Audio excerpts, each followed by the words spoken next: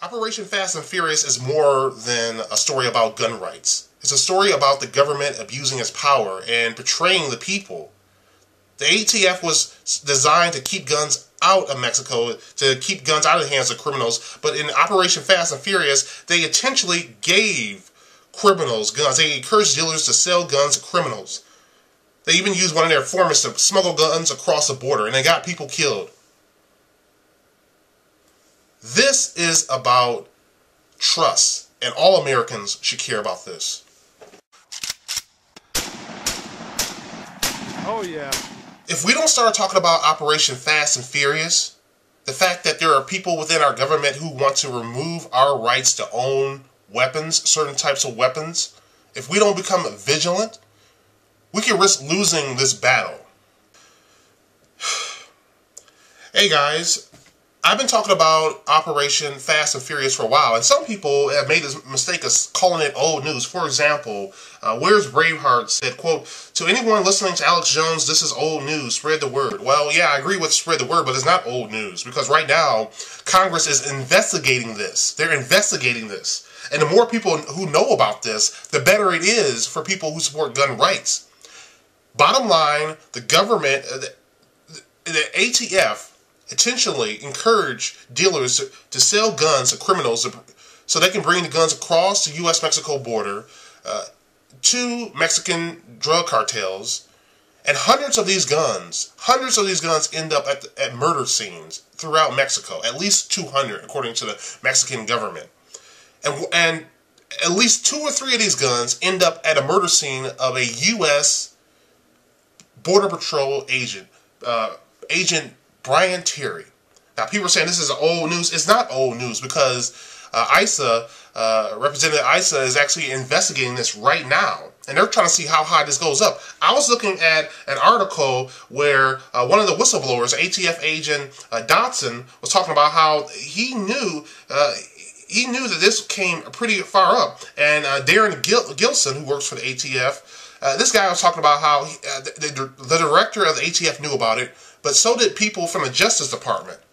So Eric Holder needs to be held responsible for this right here. I'll put the link right in the description box. He talks about this in great detail. Now, not only am I going to talk about the case, I'm going to talk about why it really matters and how critical this fight for our gun rights really is. A lot of people don't get it. A lot of people, all these YouTubers, they're so busy on the internet with all their guns, and they're doing their reviews, and they're trying to promote tactical crap.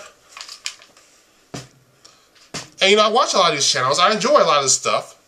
But when you're spending 15 minutes talking about various guns and various gun gear, it only makes sense that you actually make an effort to protect gun rights. Like, why would you talk about, oh, buying this cool gear, buying this thing, and never talk about the biggest gun story is happening in probably decades?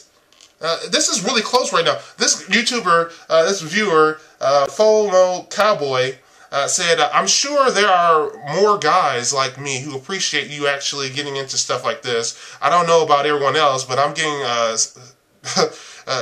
blank full of watching 15-minute videos pointing a 1911. Well, you know, I don't mind those videos. You know, there's a lot of people I watch on YouTube.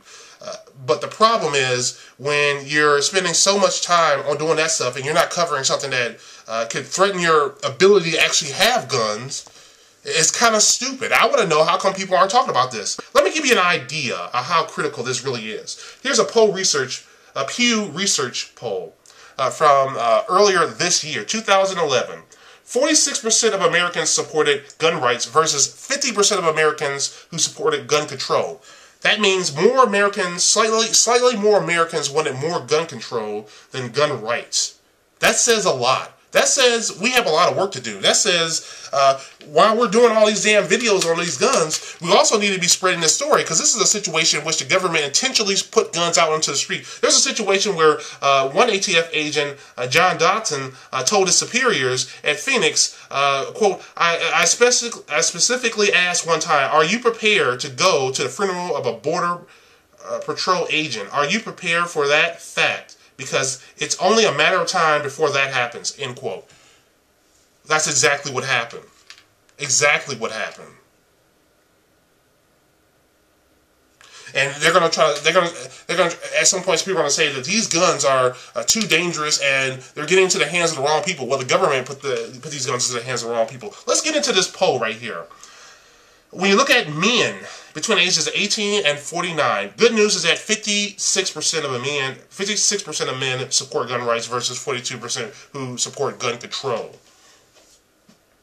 We still need to make progress. Women between the ages of 18 and 49, only 32% of women between the ages of 18 and 49 support gun rights. Only 32%. Think about that for a second for you guys who insist on marriage. Who are you marrying? 64% support gun control. What about married women? What about unmarried women? Unmarried women, only 31% of them support gun rights. Married women, 42% support gun rights. These are still very low numbers, but it's interesting how the numbers increase from unmarried to married women. Now, for those of you guys that say that the color of your skin doesn't matter if you're a prepper, well, that's complete nonsense, because blacks are more likely to live among blacks and whites are more likely to live among whites. So the people in your community will matter in your prepping. Okay, blacks. This is really embarrassing. Only 30% of blacks, according to this poll, support gun rights. Now, we have a higher rate of crime in a lot of our communities than any other community. Okay, black males are more likely to be killed, more likely to be the murderers in various crimes. It doesn't mean that most of us, or all of us, are murderers, obviously. But the fact of the matter is we have a higher representation among murderers than our general population. And we have a higher representation among murder victims than the general population. But only 30% of us support our right to actually defend ourselves, versus 66% who support gun control. Whites, 54% support gun rights versus 42%. It matters where you're at, because if you're in a black community, it means that not only are most of your neighbors not going to be for gun rights, they're probably not going to have a gun if something goes down. But the criminals around will. So that's going to be one hell of a challenge just by being in an area where it's black. Latinos, Hispanics, only 21% of Hispanics support gun rights versus 75% who support gun control. That's incredible. Urban areas, 38% of the people there support gun rights versus 57% who support gun control. Suburban, this is basically America right here. 46% support rights versus 50% who support gun control. Rural, 63% support gun rights versus 33% who support gun control. How the hell can you be in a rural area and not want a gun? Come on, get the hell. How can you even be in an urban area and not want a gun? That's the situation, okay? That's the situation. So I want to know, how come these YouTubers aren't talking about this operation? This obviously goes up to the Attorney General's office. That guy is responsible. He runs the Justice Department. Eric Holder, he's responsible for what happens with Fast and Furious. He's responsible. He's responsible for his the department. It began in 2009, the fall of 2009. So it wasn't like it was something that was going on. It officially began in the Bush administration. That's not true. We have two ATF guys stepping out and speaking about this. So it isn't just one guy. We need to find out how far this goes up.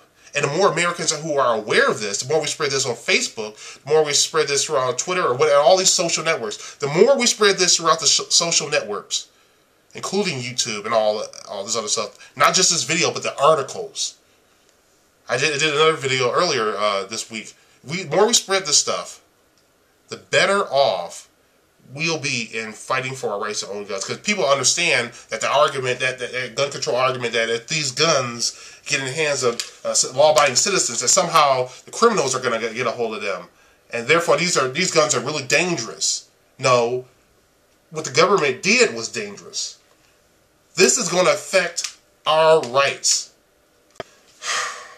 Anyway, guys, thanks for watching. Thanks for listening. And don't forget, the future belongs to those who prepare for it today. Bye.